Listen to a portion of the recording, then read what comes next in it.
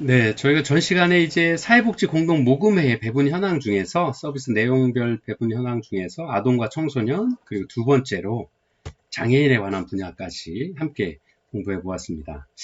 자, 이번에 이어서 이제 노인 분야에 대한 어떤 사회복지 공동 모금회의 배분 현황들을 좀 함께 볼 텐데요. 이제 노인에 관한 부분들은 2013년까지의 통계니까요.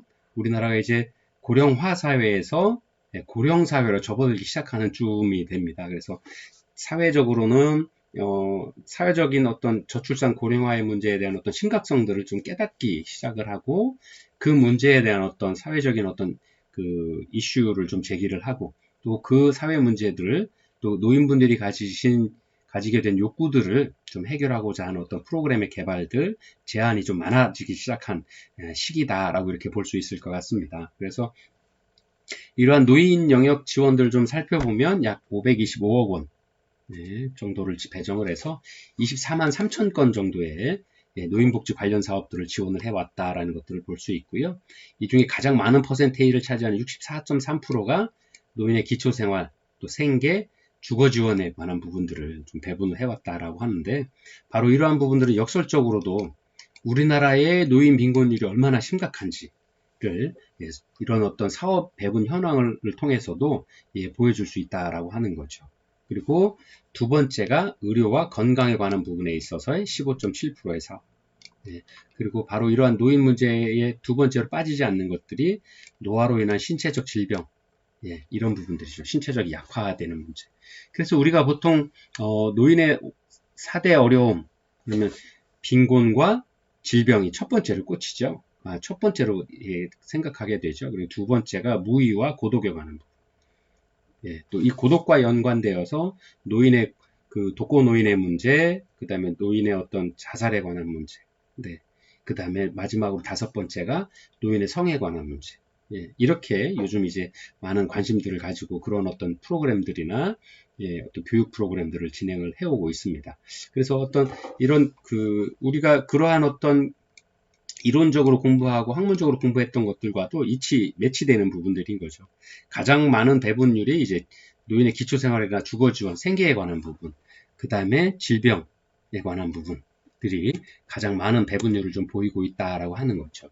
그리고 주목할 만한 점은 이제 취업이나 자활의 경우에 약 전체 배분율에서 2.5% 정도밖에 되지 않는 아주 낮은 어떤 비율들을 차지하고 있어서 이러한 어떤 노인 일자리 사업을 시행하고 있다라는 것들이 실제로는 노인복지관이나 아니면 다른 어떤 기관들에서 행하고 있는 노인들의 소득 창출에 관한 욕구들을 충족하기 위해서는 아직 많이 부족하다라는 것들을 보여줄 수 있습니다. 그래서 실제로 어르신들이라고 해서 그 본인들의 생계를 유지하기 위해서 굉장히 많은 일들을 하고 계신데요.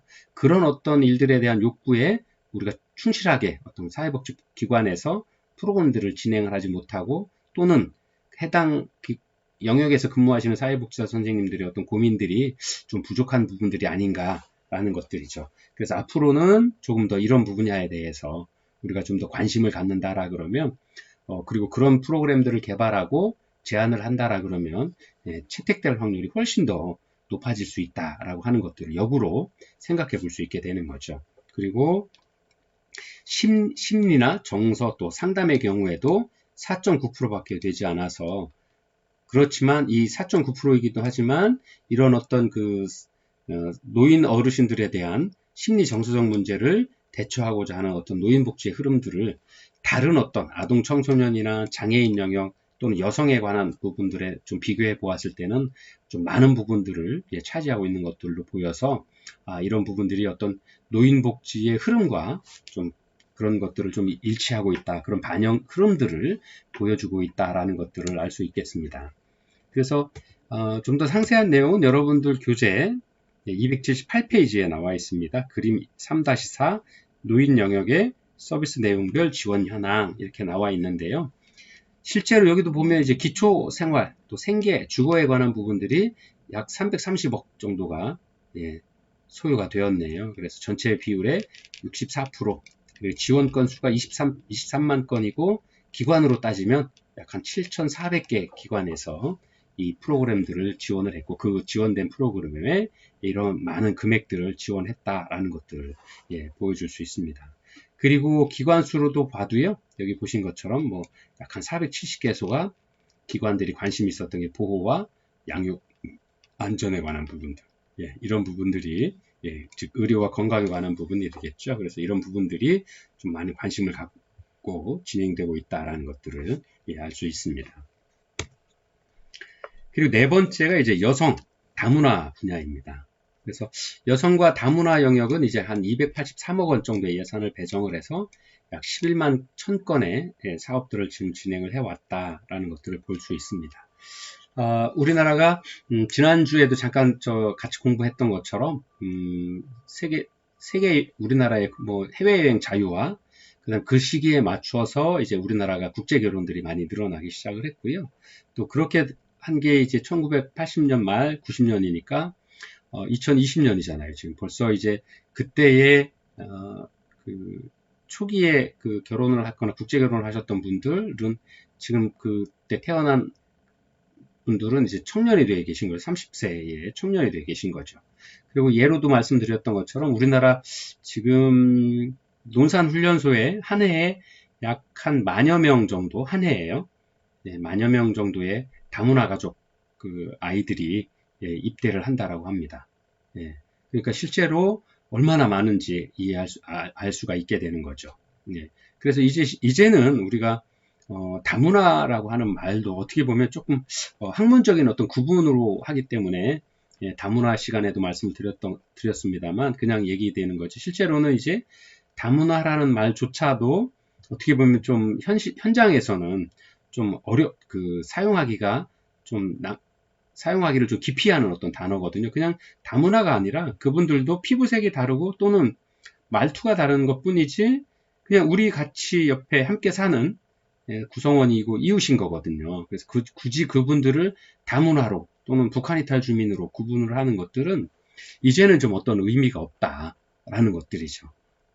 그래서 우리나라도 이제 좀 그런 어떤 그 문화의 다양성, 그 다음에 인종의 다양성, 피부색의 다양성들을 그냥 수용할 수 있는 어떤 문화적 다양성들이 그러한 어떤 문화에 대한 민감성들이 굉장히 높아졌다라고 보여질 수 있습니다. 그래서 그런 부분에 있어서에도 우리 사회복지 현장에서도 많은 관심을 가지고 어떤 제안 프로그램들을 만들고 제안하는 것들이 좀 필요하다라고 할 수 있죠. 그래서 주된 어떤 이런 여성과 다문화에 관한 사업들은 주로 아직까지도 기초생활이나 생계, 주거에 많이 좀 배분이 되고 있고요. 또 의료와 건강에 관한 부분, 교육과 훈련에 관한 부분, 여가, 문화, 예술에 관한 부분, 그리고 보호, 양육, 안전이 약 한 6.9% 이러한 순으로 나타나고 있다는 것들을 보여주고 있습니다. 그래서 이런 것들을 좀 보았을 때 양육 미혼모 가정이나 맞벌이 취업 여성의 증가로 인한 보호의 문제, 또 이러한 어떤 대안에 대한 그 보호에 관련해서 가족 내의 보호, 사회에서의 안전에 관한 어떤 욕구 등에 대한 대안에 대해서 부응하고자 하는 또 그런 노력들로 해석될 수 있다라는 것들을 보여주고 있습니다. 그리고 또 다른 영역에서는 이제 인식 개선이 3.1% 정도로 좀 높게 나오고 있는데요. 이제 이런 것들은 양성 불평등의 문제, 양성 평등의 문제, 그리고 다문화 가족에 대한 이해를 높이기 위한 프로그램 개발이 활발하게 확대되고 있다라는 것들을 보여주는 어떤 흐름이다라고 이렇게 보여지고 있습니다. 그래서 여러분들 교재에 이어서 279페이지를 좀 보시면 여성과 다문화에 관한 부분에 있어서의 어떤 그 서비스 내용들 지원 현황들이 이렇게 구별이 되고 있습니다. 그래서 이제 여기도 보시면 인식 개선에 관한 부분들, 편익과 차별에 대한 개선에 대한 사업들이 이제 점점 늘어나고 있다라는 것들을 좀 보여줄 수 있겠죠. 그래서 실제로는 우리나라도 이제 좀 더 그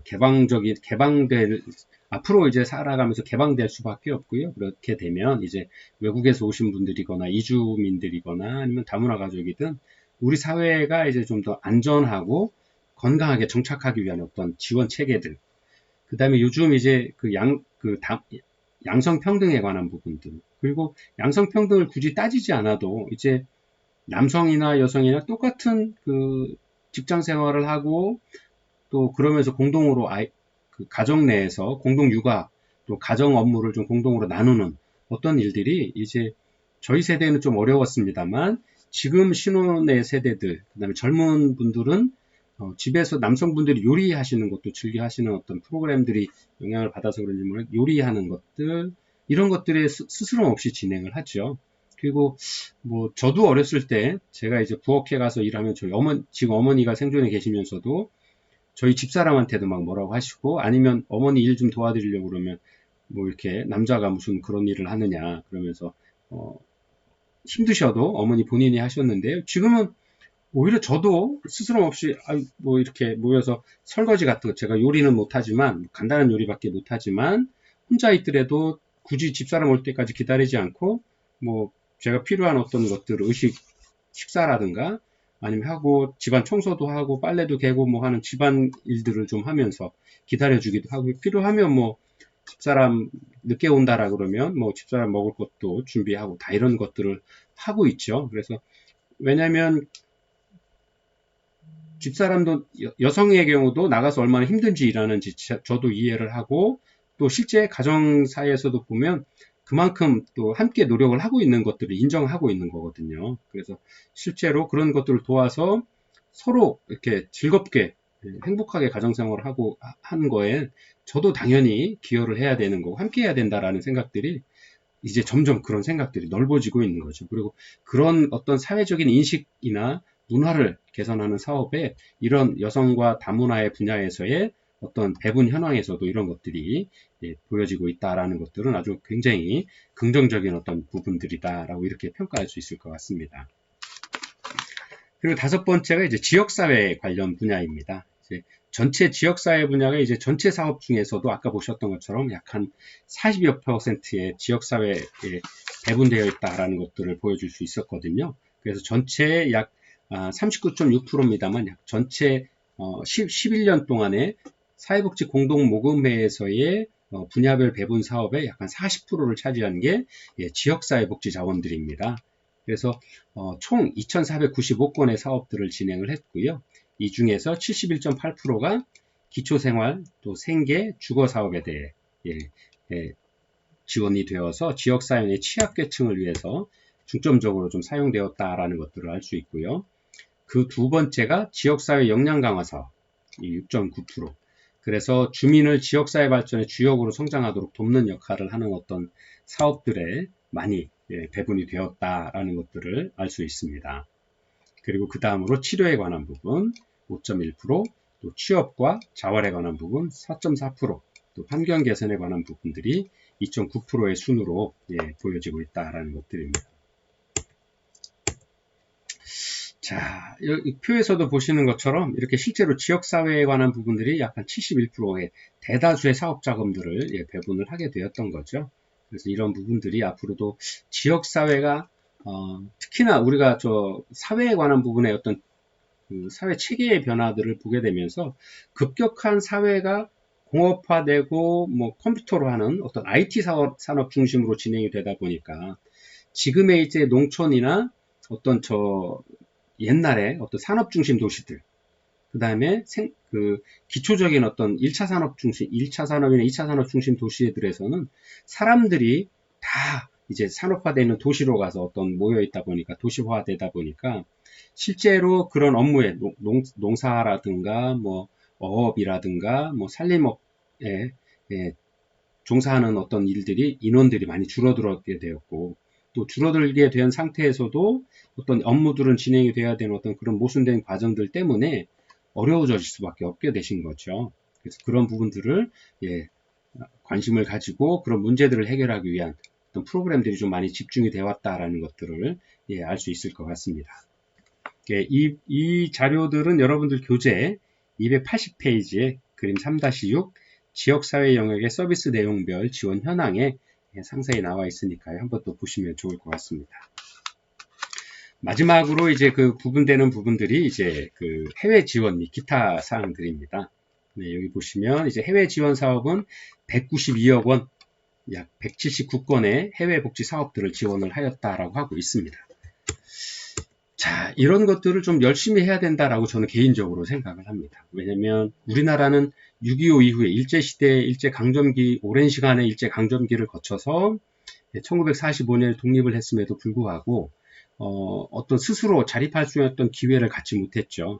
그래서 2년 분쟁으로 인해서 6.25를 겪게 되고요.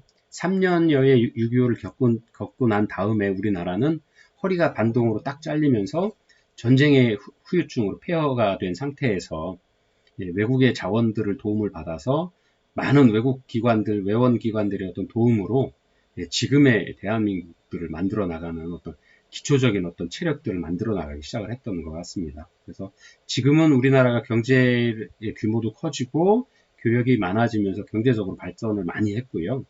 또 전 세계적으로 유례를 찾아볼 수 없도록 지원받던 국가에서 지원을 주는 국가로 자리매김을 하게 된 유일한 국가입니다. 그래서 앞으로도 이런 우리가 어려웠을 때를 좀 되돌아보면서 우리보다 못한 저개발 국가라든가 도움을 필요로 하는 많은 나라들에 우리가 힘닿는 데까지 좀 도움을 줘야 되는 것이 맞지 않느냐라는 생각을 하고, 또 이런 것들이 꼭 그런 어떤 고정적인 생각뿐만 아니라 사회복지적인 어떤 마인드에서도 우리 주변에 또는 우리 이웃에 필요한 곳에 도움을 전달해 줄 수 있는 어떤 또 그런 마인드를 좀 필요하다라고 이렇게 생각을 합니다. 그래서 이런 내용들을 좀 보면 저개발 국가의 저소득 빈곤 주민을 위한 기초생활 생계 주거 지원 약 한 48%, 그리고 의료 건강이 17.5%, 그리고 여러분들도 잘 보시겠습니다만 환경 개선 사업들이 좀 많이 일어나고 있죠.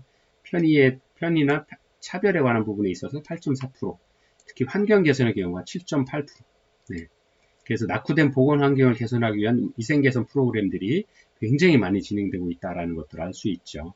문맹 퇴치나 직업훈련, 교육훈련 등이 약 5.2%가 사용이 되고 있는데요. 여러분들 이제 TV에 공익 광고 프로에도 많이 보시면 아프리카에 오염된 물을 먹게 됨으로써 수인성 질병으로 어려움을 겪고 있는 나라에 이제 수도 사업, 위생적인 어떤 맑은 물을 먹을 수 있도록 수도 사업들을 좀 우리나라에서 많이 진행을 하고 있고요. 또 동남아에도 많은 활동들을 하고 있고요.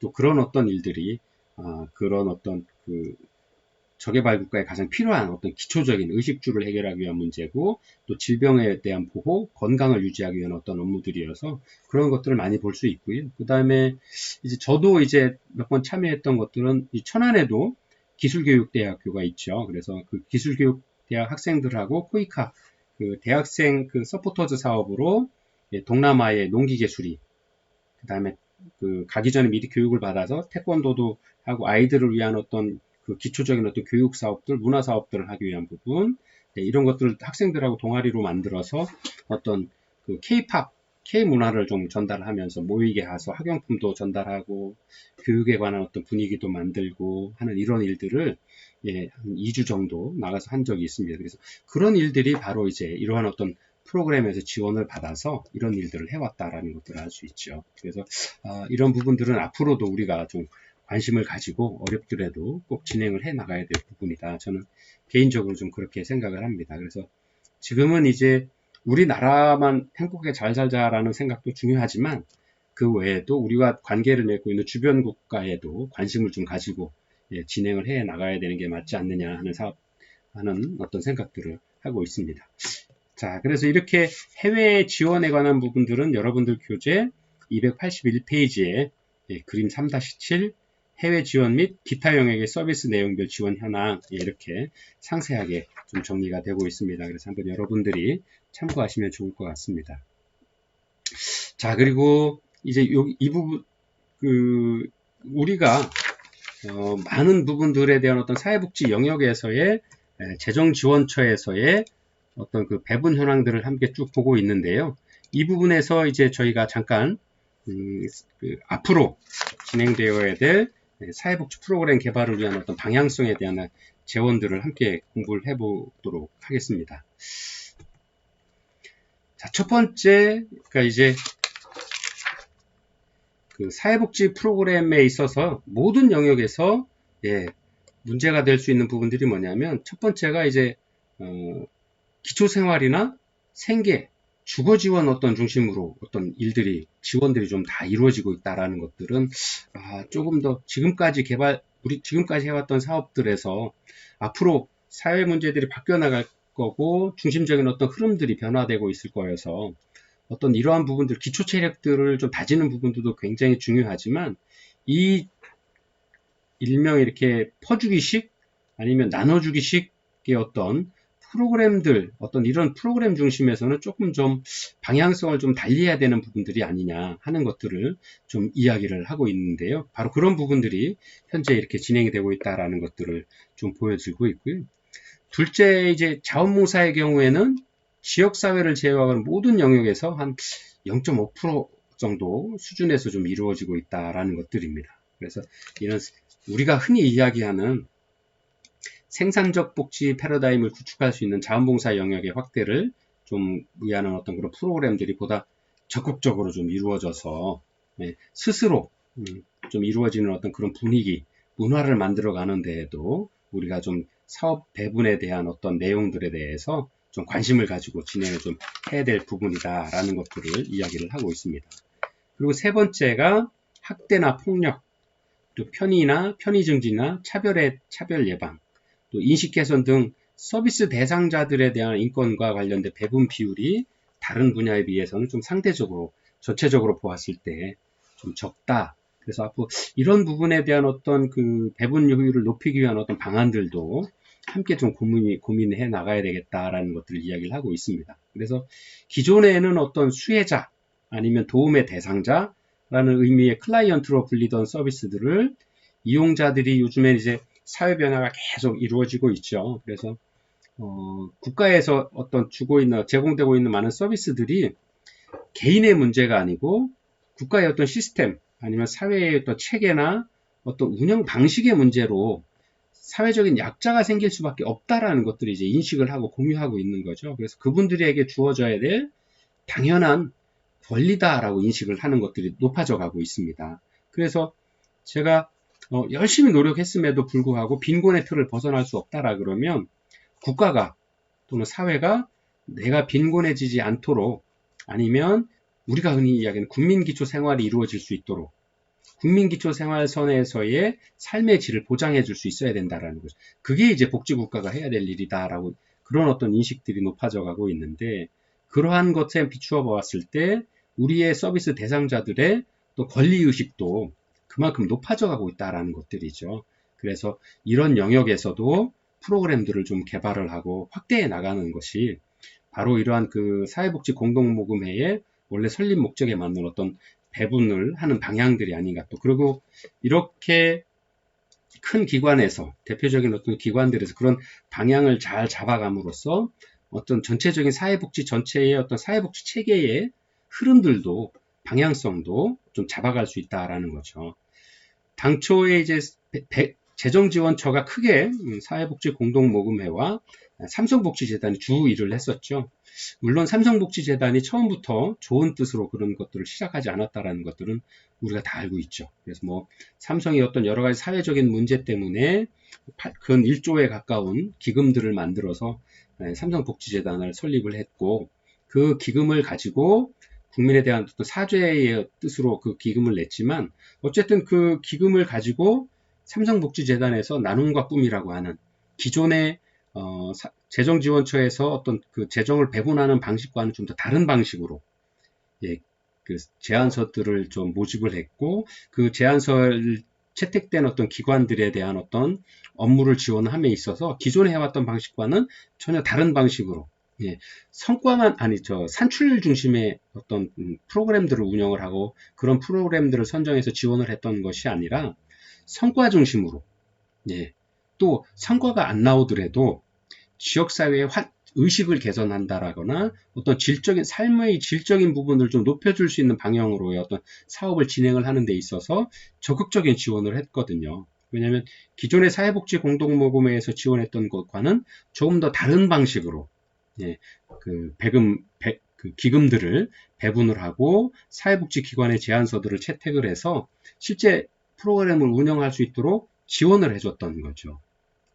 그래서 그러한 것들이 처음에 한 해, 두 해 했을 때는 어떤 성과가 이루어지지 않았지만 그런 인식 개선들 사업들, 그다음 의식 개선 사업들을 통해서 삶의 질의 내용들, 즉 바깥으로 보여지는 부분이 아니라 산출되어 있는 어떤 프로그램을 몇 번 했습니다.